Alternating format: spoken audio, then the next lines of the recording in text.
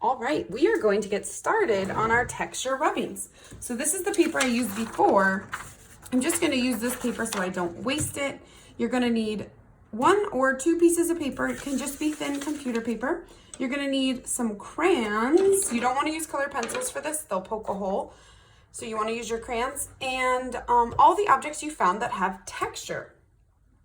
What we're going to do is just fill our paper with texture rubbings, and then I'll give you some options after that if you want to have a challenging option.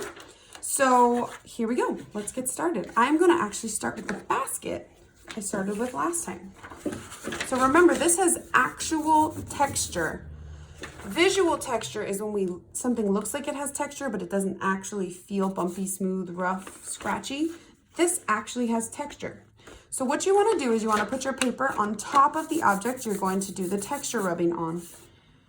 When you choose your crayon, you want to be sure that we don't use the sharp side of the crayon because this is used for drawing things and you want to keep it kind of sharp. So you want to use the dull side or the flat side to do the rubbing. If you have broken crayons at home, this is a perfect time to use them. You can put them flat and make it's just a little bit easier to rub them. If your crayons are not broken though, don't break them. You can just use the bottom. You want to start out just gently rubbing the objects. Remember, we got permission to do the texture rubbings from our grown-ups, yes. And it looks too light. I'm going to push a little bit harder.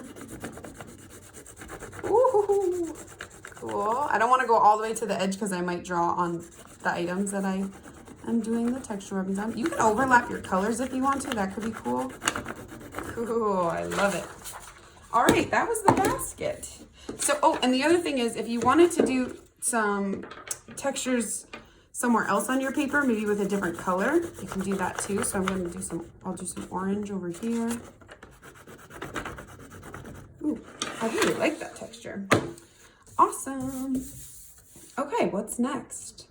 Ooh, I'm gonna try, this is gonna be tricky to get this texture because it's a little bit round, but I'm gonna try my best. So what you wanna do, I forgot to say this the first time, is you wanna make sure that you hold your paper in the same space, because if your paper is moving around while you're rubbing your texture, you're not gonna get the actual imprint of what you're doing the texture rubbing on. So I wanna hold it tight. And cool, you can see those lines. I don't know if you guys can see it, it might be too light. Let me go over it, dark green. And I got those lines on this container. Very cool.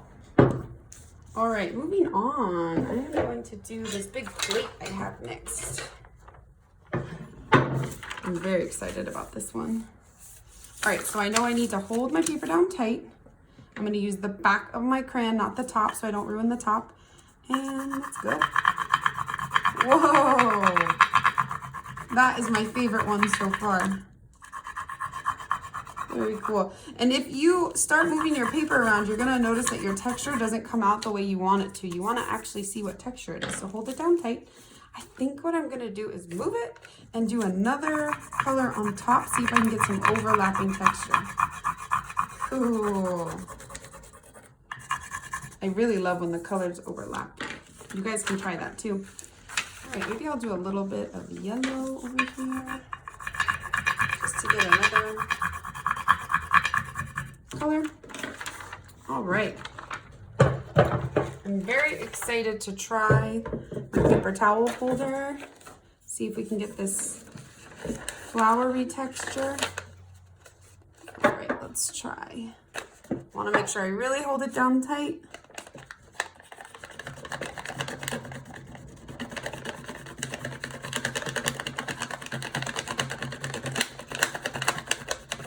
Awesome. Wow.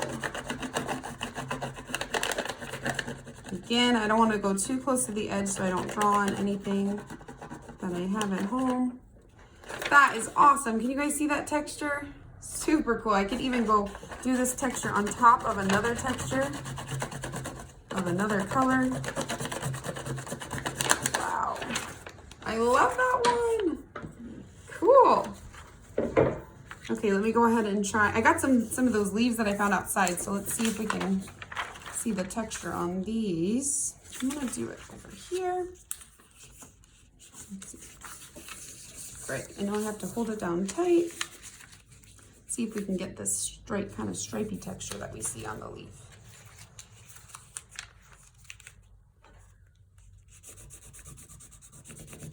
Oh yeah, it's there. It's not very stripy, but you can see the lines a little bit. Let me try it closer to the top.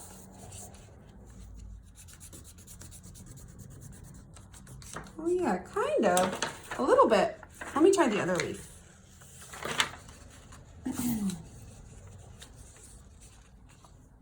And let me see what color. I think I'm gonna do blue again. Oh wow. Woo!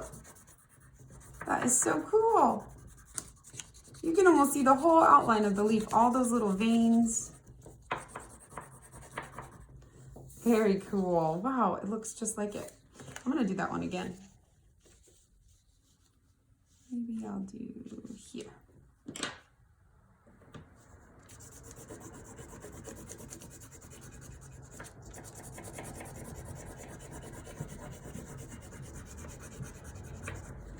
Cool, I'm loving this leaf. So now that you've tried all of your texture, I've tried all my textures. Once you try all your textures, what you want to do is just pick a texture that you really liked, and you want to fill in some of the white spaces that you have. It's okay if you have white space around the outside for this project because we don't want to color on any of the things that we have at home. But go ahead and see if you can fill in some of the empty spaces that you may have. So here I have some empty space. We can overlap those complementary colors, purple and yellow. The purpose of this art day is just for you to see if you can find actual texture in your world. So as long as you guys are practicing finding texture, you're doing awesome. Okay, so now I have some choices. What you can do is, one choice I did with my kindergarten and first graders is we did a texture rubbing and then folded our paper in half. So what you would do is take the empty side, match up your corners, slide, slide, slide, and fold. And then you can make a card. This one says Happy Fall. You could do something like that. Or you have another choice. You could turn your paper over and do texture rubbings all on the other side and then do something else.